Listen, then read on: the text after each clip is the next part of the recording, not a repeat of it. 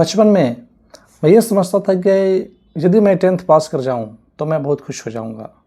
फिर लगा कि अगर मैं 12th भी पास कर जाता हूं तो शायद खुशी ज़्यादा हो जाएगी। और फिर लगा कि अगर ग्रेजुएशन को पास कर लेते हैं तो बहुत ज़्यादा खुशी मिल जाएगी।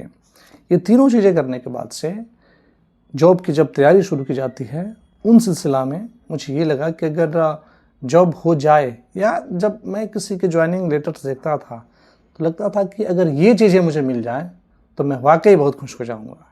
ईश्वर की कृपा से प्रथम प्रयास में ये जो कागज़ है वो फेल्योर का है। ये सेकेंड पेपर है एसएससी का, 26/5/2019 का। इसका एग्ज़ाम हुआ था प्रयागराज में। स्कूल का नाम है चिन्मया विद्यालय, रसूलाबाद, टेलियारगंज। तो ये मेरे रिजेक्शन का कागज़ है। और इसके बाद से ये जो कागज़ात हैं ये सारे ज्वाइनिंग लेटर्स हैं। तो पहले ये समझ में आता था कि अगर ये चीज़ें मुझे मिल जाएं तो मैं बहुत खुश हो जाऊंगा। आज के दिन में, आज के तारीख में ये डॉक्यूमेंट्स मेरे पास हैं, ज्वाइनिंग लेटर्स हैं, ये सब मेरे। फिर एक बात समझ में आती है कि जब मैं बचपन में जो ये सोचता था कि अगर ये कागज़ मिल जाए तो मैं बहुत खुश हो जाऊंगा, आज के तारीख में वो चीज़ें उस हिसाब से नहीं है। इसका रीज़न क्या है? बहुत सोचने के बाद से ये समझ में आया कि वाकई में जो खुशी है ना, वो बांटने से बढ़ती है। ये जो कुछ भी हमने किया है ये मेरे लिए है, लेकिन खुशी अगर बांटा जाए तभी इंसान ज़्यादा खुश रह सकता है।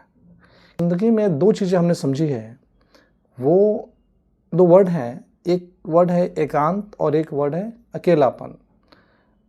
वैसे ये दोनों वर्ड्स एक दूसरे के पर्यायवाची जैसे हैं, बट एक्चुअल में ये वैसे हैं नहीं।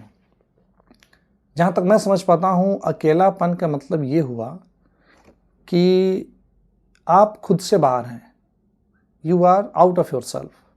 और एकांत का मतलब ये होता है कि जब आप खुद के साथ हैं। कौन आपके साथ है नहीं है इससे कोई फ़र्क नहीं पड़ता, आप अगर खुद के साथ हैं वो एकांत है। और अकेलापन वो हुआ कि सारी दुनिया आपके साथ है, सब कुछ आपका है, लेकिन आप ही स्वयं में नहीं हैं। ये चीज़ें समझ आने के बाद से जब मैं बनारस में रहा था 2016 की बात मैं बता रहा हूँ आपसे। दुर्गा कुंड के बगल में एक रविंद्रपुरी या इंद्रपुरी कोई जगह है जहाँ पे मैं रूम लेकर के रहता था। मैं घर से फर्स्ट टाइम गया था बनारस। समझ नहीं आता था कि चूँकि घर पे मैंने कभी खुद से खाना बनाया नहीं, वहाँ पे सब कुछ अकेले करना है, बनाना है, खाना है, फिर पढ़ाई करना है। तो 4 दिन तो बहुत समस्याएं हुई। फिर ये समझ में आया कि एग्जामिनेशन की तैयारी करने से ज़्यादा बेहतर है पहले अपने माइंड को कंट्रोल किया जाए, क्योंकि मन लगता नहीं था। ये बेसिक बता रहा हूँ मैं, और बहुत खुले दिल से आपसे ये सारी चीज़ें मैं शेयर कर रहा हूँ। मेरा मन नहीं लगता था, सिंपल सी बात है। और मुझे ये भी लगता है कि अगर फर्स्ट टाइम कोई अपना घर छोड़ करके जाता है, शायद उसका भी मन नहीं लगता होगा। और जब मैं बनारस में परेशान था, अकेले, समझ में नहीं आता था मैं किससे कहूँ, क्या कहूँ। घर पर फ़ोन करने के बाद से ये होता था कि घर आना नहीं है, रहना तो वहीं पे है। अब तो और भी ज़्यादा समस्या हो जाते थे।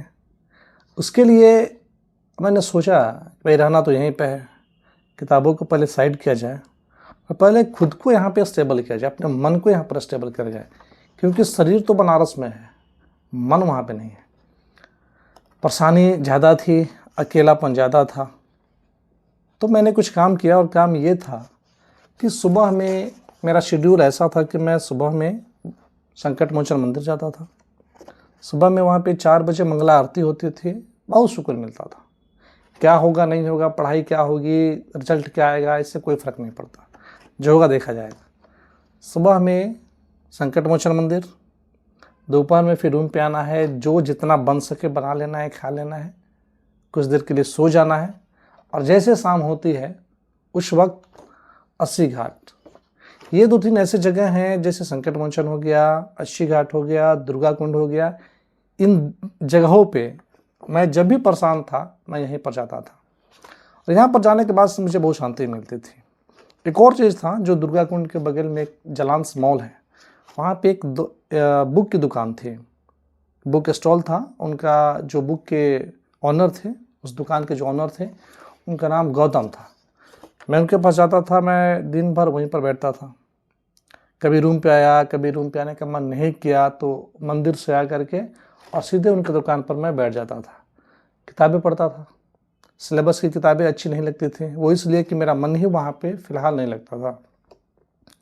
मैंने ये किया कि उन दिनों में कलाम साहब की जो पुस्तकें हैं मैंने उसको पढ़ा, और जो पृथ्वीराज चौहान हो गए, भगत सिंह हो गए, नेपोलियन हिल हो गए, द सीक्रेट बुक हुआ, या फिर the power of subconscious mind हुआ, या the magic of thinking big, इस तरीके के मैंने कई सारी किताबें उस दुकान पर पढ़ी।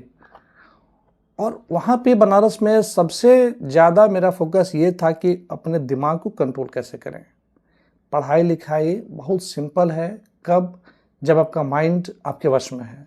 जब माइंड ही आपके आउट ऑफ कंट्रोल है तो फिर पढ़ना लिखना अलग चीज़ हो जाता है। तो बनारस के दिनों में मैंने ये चीज़ सीखा कि किताब पढ़ने से, सिलेबस पढ़ने से, या फिर एग्ज़ाम की तैयारी, आप जो भी तैयारी कर रहे हैं, उन सबसे पहले ज़रूरी है कि अपने माइंड को कंट्रोल करें। जब दिमाग कंट्रोल में रहेगा तो मुझे लगता है कि कोई भी चीज़ कर पाना ज़्यादा मुश्किल नहीं होगा। आज के दिन में हालात ये हैं कि ये सारी चीज़ें मेरे पास हैं, तो मैं ये सोचता हूँ अब कि क्यों ना बनारस के उन एक्सपीरियंसेस को, जब मैं अकेला था तो खुद को मैंने कंट्रोल कैसे किया, वो स्टोरीज जो किताबें मैंने वहाँ पर पढ़ी, उन स्टोरीज को, उन किताबों को जो मैंने पढ़ी और उससे जो मैंने सीखा, वो चीज़ें मैं आपसे क्यों ना शेयर करूं। और ऐसा करने का मेरा मतलब बस इतना है कि जब मैं अकेला रहा, जब मैं परेशान रहा और उन किताबों के माध्यम से मैंने खुद को कंट्रोल किया, तो आप या आपके जैसे बहुत सारे ऐसे लोग हैं जब अकेले रहते हैं तो काफ़ी परेशान रहते हैं। किताबों से अगर आपको कुछ सीखने को मिलता है, आपके जीवन में अगर थोड़े से भी पॉजिटिव चेंजेज आते हैं, तो मैं समझूंगा कि मैंने जीवन में कुछ वाकई बेहतर किया है। ये हमने जो भी कुछ भी किया, ये सब मेरे लिए है, मेरा पर्सनल है। इससे आपको, मुझे नहीं लगता कि बहुत कुछ फ़ायदा मिलेगा, लेकिन वो जो अनुभव रहे हैं, जो अकेलापन मैंने देखा है वहाँ पे, उन दिनों दिमाग को कैसे कंट्रोल करते हैं, ये चीज़ें ज़रूरी हैं। तो मेरा प्रयास बस इतना है कि उन स्टोरीज़ को मैं आपसे शेयर करूं, उन अनुभवों को मैं आपसे शेयर करूं, और उससे अगर आपकी ज़िंदगी में थोड़ा सा भी, कहीं भी 1% भी अगर कोई भी चेंजेज आता है, तो मैं समझूंगा कि मैंने वाकई अपने जीवन में कुछ बड़ा हासिल किया है।